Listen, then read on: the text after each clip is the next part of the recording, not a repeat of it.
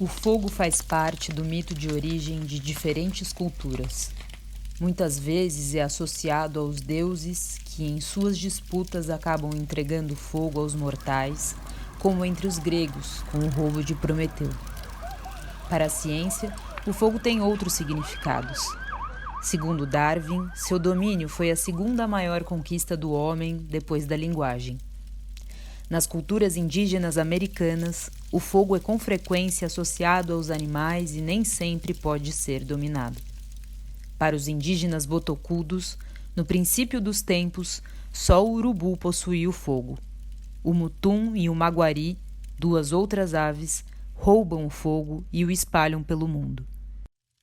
Em 2018, diante do descontrole do fogo, coleções inteiras e únicas do Museu Nacional do Rio de Janeiro tornam-se cinzas.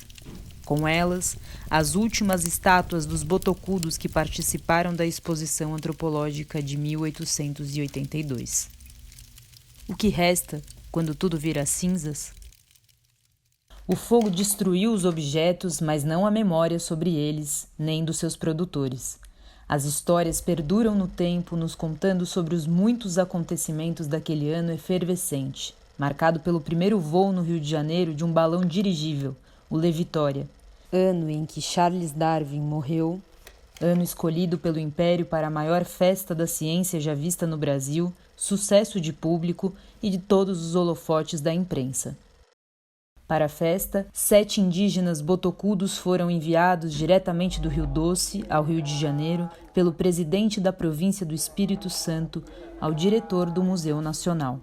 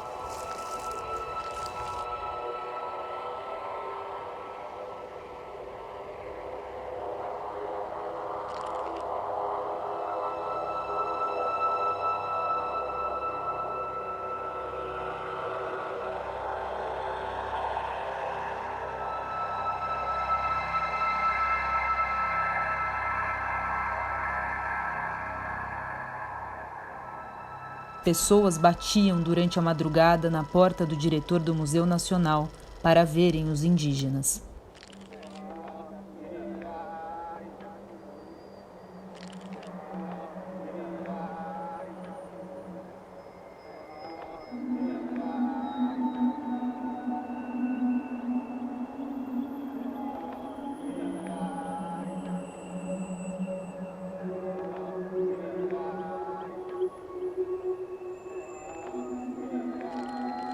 Os 7 indígenas botocudos foram moldados, fotografados e suas imagens replicadas em telas, estátuas e charges para permanecerem como memória da nação.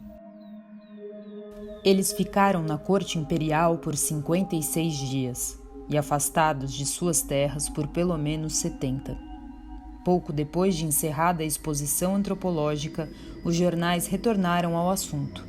Dessa vez, para informar indignados que 5 indígenas haviam sido enviados para Londres. A Gazeta de Notícias diz que alguns são os mesmos que estiveram na exposição antropológica e teriam sido levados por uma empresa privada registrada no nome da família Barata Ribeiro.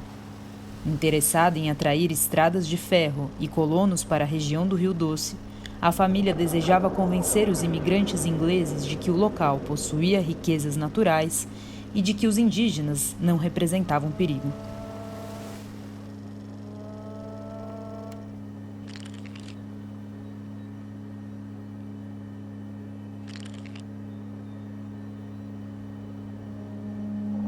Uma campanha pelo retorno dos indígenas é iniciada na imprensa.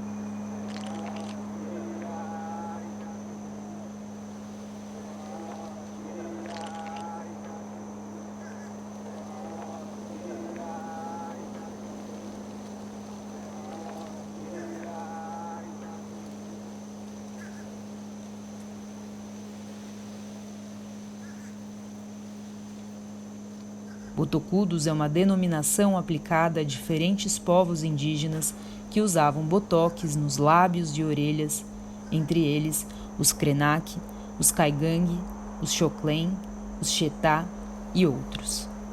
A curiosidade sobre os povos indígenas existe desde o início da colonização.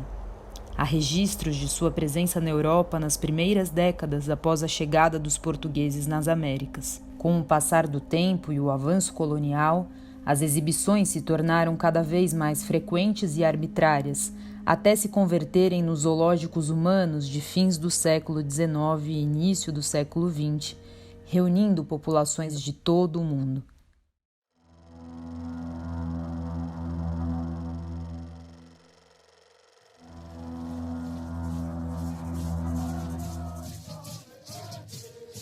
No mito dos botocudos, quando o Mutum e o Maguari conseguem roubar o fogo do urubu e espalhar pelo mundo, o urubu renuncia de vez à sua posse e passa a comer comida crua.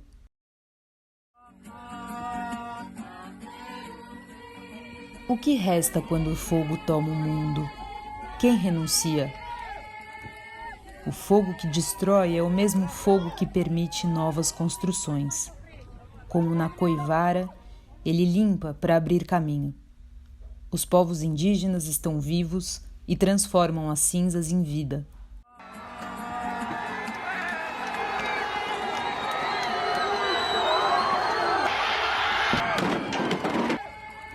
Nem sempre a história é um cortejo de vencedores. As muitas cinzas que compõem a nossa história começam a florescer.